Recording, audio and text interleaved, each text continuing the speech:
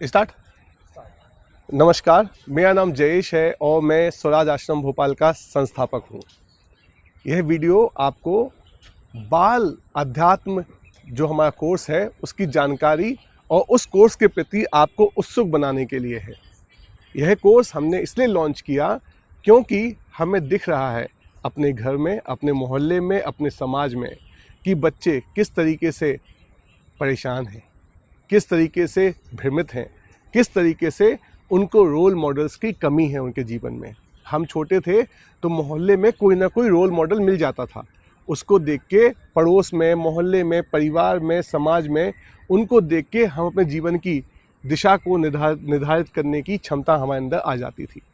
आज हम लोगों के पास पड़ोस में पाए जाने वाले रोल मॉडल गायब हो रहे हैं।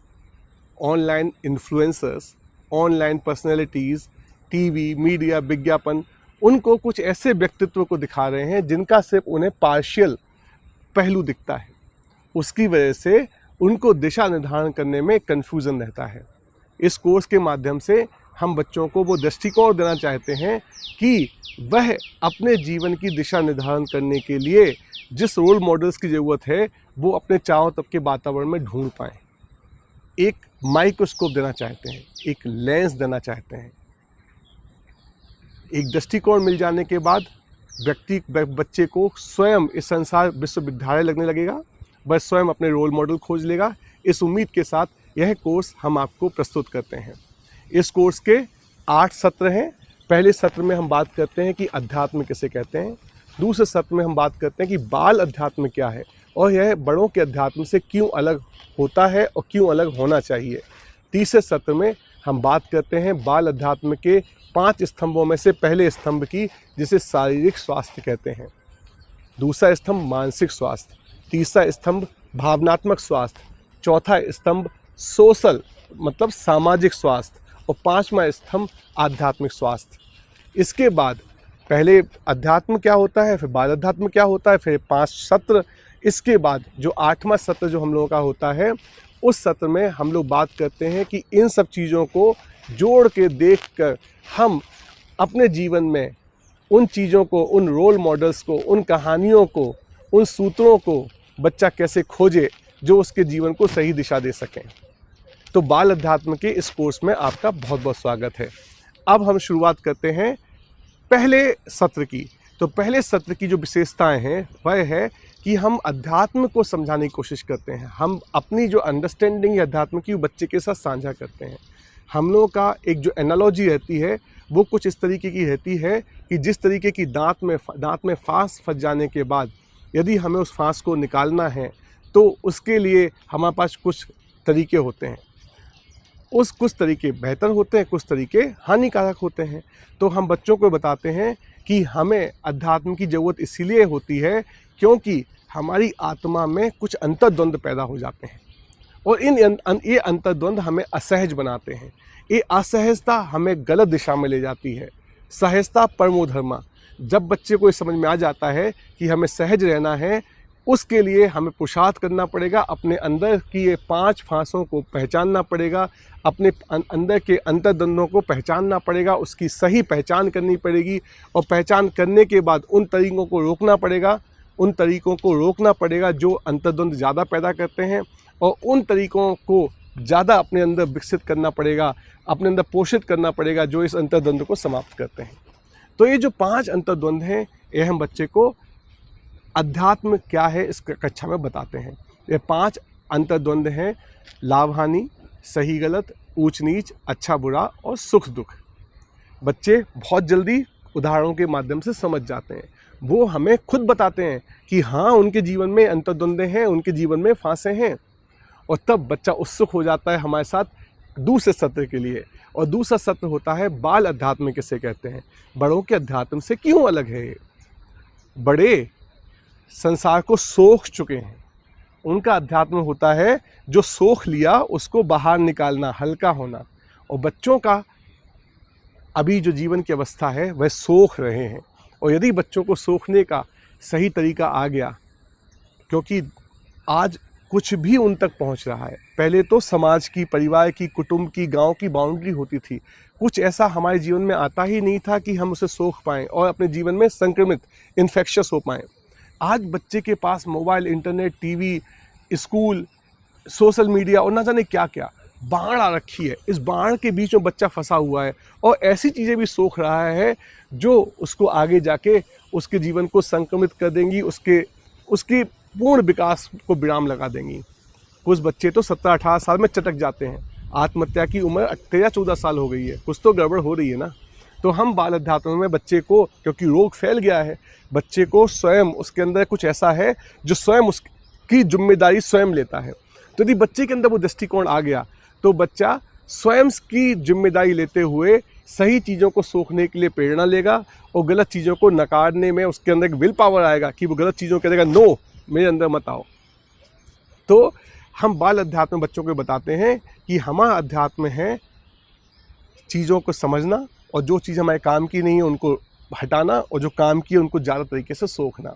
तो बाल अध्यात्म में बच्चों को यही सिखाया जाता है कि सही गन्ने जीवन में, मान लीजिए कि जीवन एक गन्ने का रस है, उसको रस का मज़ा ले रहे हैं, तो यदि सही गन्ने आएंगे तो हम आगे जाके खूब रस लेंगे जीवन में, और गलत गन्ने आ जाएंगे, सूखे गन्ने आ जाएंगे, रूखे गन्ने आ जाएंगे तो जीवन में दिक्कत आ जाएगी।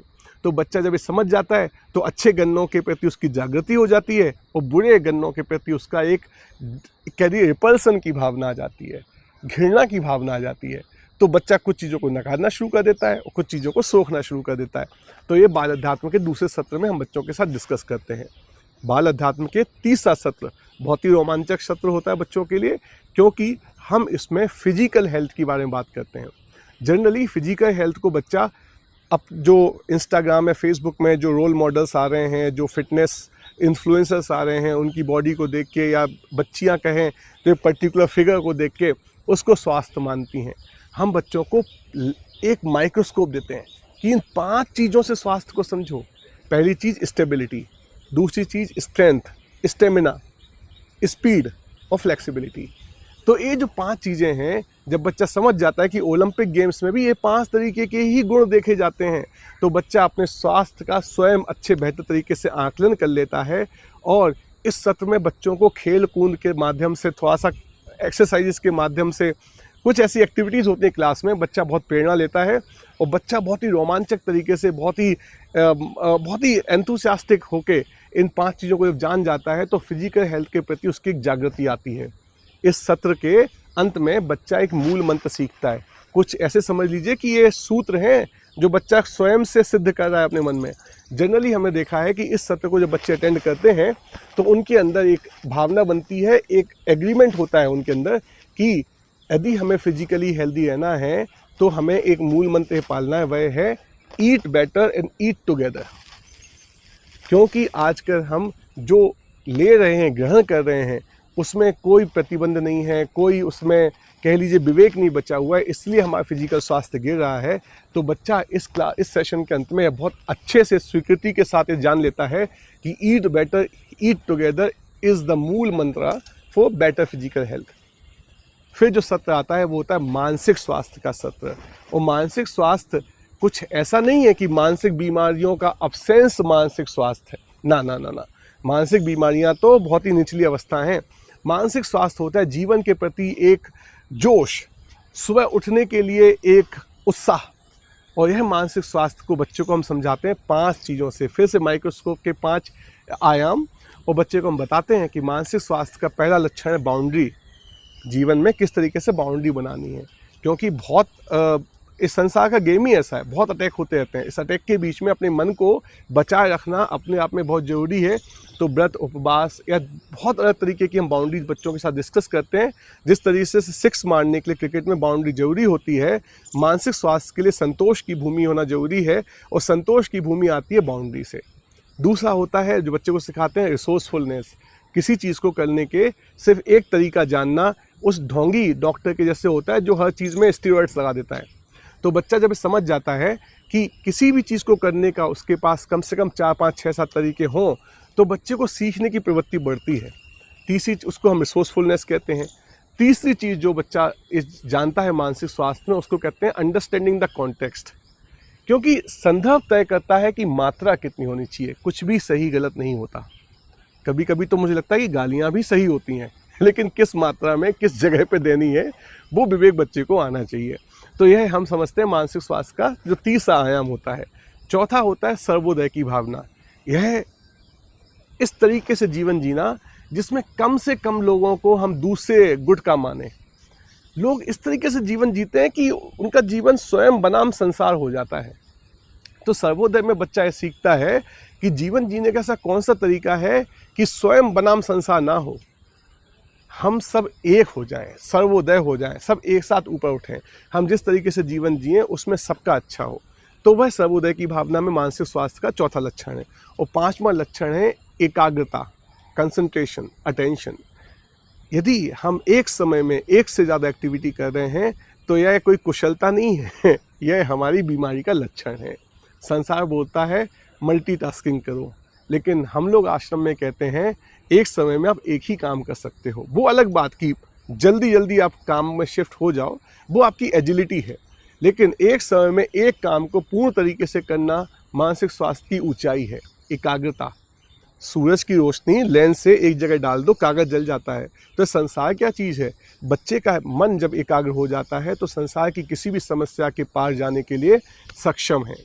तो यह मानसिक स्वास्थ्य में हम बच्चों के साथ 1.5-2 घंटे का सत्र होता है। बड़ा मज़ा आता है क्योंकि कहानियाँ किस्से होते हैं, थोड़ी एक्सरसाइजेज होती हैं, तो बच्चे को इसमें बड़ा मज़ा आता है। तो ये मानसिक स्वास्थ्य के सत्र में हम लोग इस तरीके की बातें करते हैं। तीसरा सत्र होता है भावना का सत्र, भावनात्मक स्वास्थ्य का सत्र। और ये भावनात्मक स्वास्थ्य क्या होता है? तो भावनात्मक स्वास्थ्य में यदि आप इसको समझने की कोशिश करें कि अक्सर देखा जाता है कि हम जब संसार में अलग अलग लोगों से मिलते हैं तो अलग अलग तरीके का मुखौटा पहन लेते हैं। और यह जो मजबूरी है कि अलग अलग तरीके के लोगों के साथ अलग अलग तरीके का मुखौटा पहनना, यह जो मजबूरी है यह भावनात्मक बीमारी है। और इस बीमारी के होने की वजह से हमें अलग अलग जगहों पर दिमाग बहुत चलाना पड़ता है कि इसके साथ कैसे बिहेवियर करना है, उसके साथ कैसे बिहेवियर करना है, ये ऊंचा है, ये नीचा है, ये शक्तिवान है, ये शक्तिहीन है। तो ये जो जितनी दिक्कतें हैं, दिमाग चलाने की जो मजबूरी है, वो भावनात्मक तौर पे बीमार होने से होती है। तो भावनात्मक स्वास्थ्य के क्या लक्षण हैं? हम बच्चों को बताते हैं कि भावनात्मक स्वास्थ्य के जो लक्षण होते हैं वो होते हैं अहिंसा, आपके मन में किसी को घात पहुंचाने का भाव ना हो। सत्य, आप दूसरे व्यक्ति को या दूसरे जीव को उसकी जो बाहरी पहचाने हैं उसको हटा के उसके मूल रूप में देखने की भावना आपके मन में हो, तो वो सत्य की खोज जो बच्चे के मन में होती है, तो भावनात्मक स्वास्थ्य का दूसरा लक्षण है। तीसरा है अचौर्य। आज हम टीवी मोबाइल देख के ये तय कर लेते हैं कि कौन सा रिश्ता कैसा है, कौन सा व्यक्ति कैसा है, और वो हमारे साथ अभी मिला भी नहीं है। तो यदि हम कुछ देख के कुछ ऐसी धारणा बना लेते हैं संसार के लोगों के, संबंधों के, जगहों के प्रति जो सत्य नहीं है, तो चोरी है। तो बच्चे को समझ में आ जाता है कि अचौर्य का मतलब होता है कि जो अभी मिला नहीं उसको अभी मानना नहीं है। तो एक तरीके से एक्सपेरिमेंटेशन का भाव आता है। बच्चा खुले हृदय से, open heart, open mind, open will, open hand के साथ संसार से जब मिलता है तो बच्चे के खिलने की संभावना बढ़ जाती है। भावनात्मक स्वास्थ्य का चौथा लक्षण है ब्रह्मचर्य। ब्रह्मचर्य को लोग एक निचली अवस्था होती है, उचली अवस्था। ब्रह्मचर्य को करने के लिए जो आधार होता है वो होता है अपनी शक्ति का क्षीण नहीं होने देना। हम सब बेहतर जानते हैं उसको किस तरीके से परिभाषित किया जाता है, लेकिन ब्रह्मचर्य की ऊंचाई होती है निर्माण करना। ब्रह्मा जी ने निर्माण किया ना संसार का, तो ब्रह्मचर्य का मतलब तो ये हुआ ना कि आप कुछ निर्माण कर रहे हैं। तो जब बच्चा समझ जाता है कि जो संबंध हैं, जो संसार के साथ दूसरे के साथ जब हम मिलते हैं तो जो भावना आती है, यदि हमें कुछ उच्च कोटि का निर्माण करने का लक्ष्य नहीं है तो वह ब्रह्मचर्य नहीं है। और ब्रह्मचर्य नहीं है तो हम दूसरे के साथ नीचे ही जाते हैं, हम दूसरे में गुणग्राह्यता छोड़ के दूसरे में अवगुण ही देखते हैं। तो जब बच्चा दूसरे में ब्रह्मचर्य के उद्देश्य से गुणग्राह्यता का बीज अपने अंदर पोषित करने लगता है तो भावनात्मक स्तर पे मजबूत होने लगता है। और जो लास्ट है उसमें बोलता हूँ अपरिग्रह। यदि आपके अंदर बहुत पुरानी यादें हैं तो आप भावनात्मक तौर पर मजबूत हो ही नहीं सकते, स्वस्थ हो ही नहीं सकते। तो भावनात्मक स्वास्थ्य का जो पांचवा लक्षण है वह है अपरिग्रह। पुरानी याददाश्तों को किस तरीके से घटाना है, किस तरीके से उनको दिमाग से हटाना है, यह सब हम भावनात्मक सत्र में बात करते हैं। बच्चों को बड़ा मज़ा आता है क्योंकि इस सत्र में हम बच्चों के साथ उनकी पर्सनल लाइफ, बच्चे जितना ओपन होते हैं वो इस बात का प्रमाण होते हैं कि उनको हम पे कितना विश्वास है। तो इस सत्र में बच्चे अपनी बहुत पर्सनल प्रॉब्लम्स हमसे डिस्कस करते हैं कि कोई हमें बुली करता है, कोई हमें दोस्त नहीं बनाता, कोई हमारा पीयर प्रेशर, इन सब संबंधों पे हम इस सत्र में बच्चों से बातें करते हैं। फिर जो हम लोगों का कह लीजिए कौन सा सत्र हुआ है, अध्यात्म हो गया, बाल अध्यात्म हो गया, फिजिकल स्वास्थ्य हो गया, मानसिक स्वास्थ्य हो गया, भावनात्मक स्वास्थ्य हो गया। तो जो छठवां सत्र होता है वो होता है सोशल स्वास्थ्य।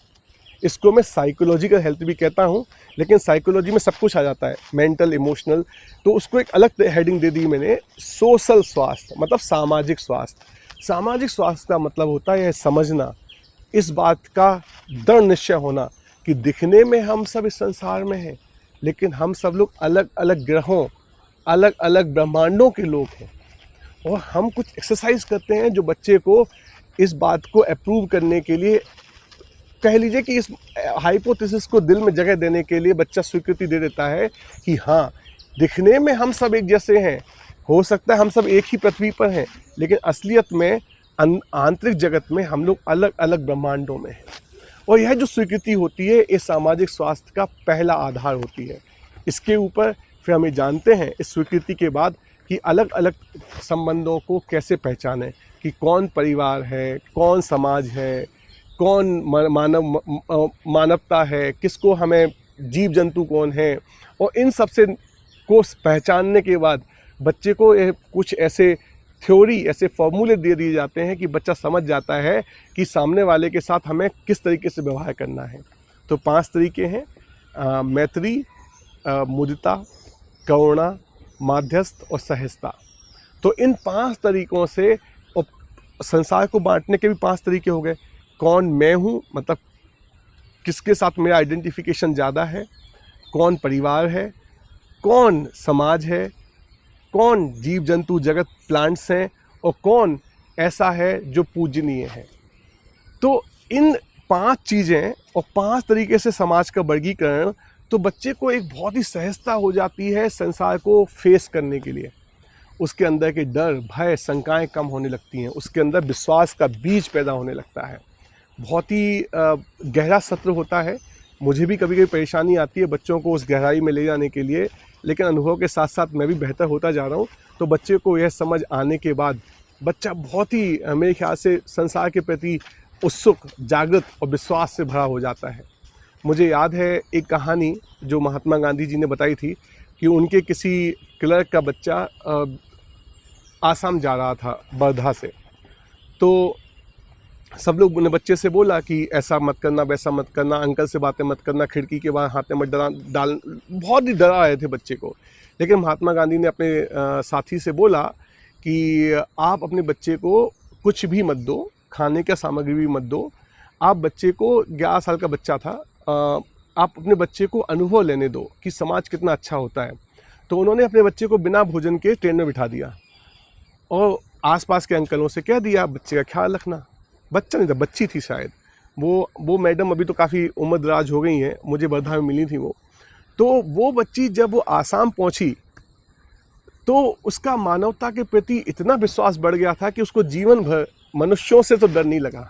आज हमें मनुष्यों से डर लगता है।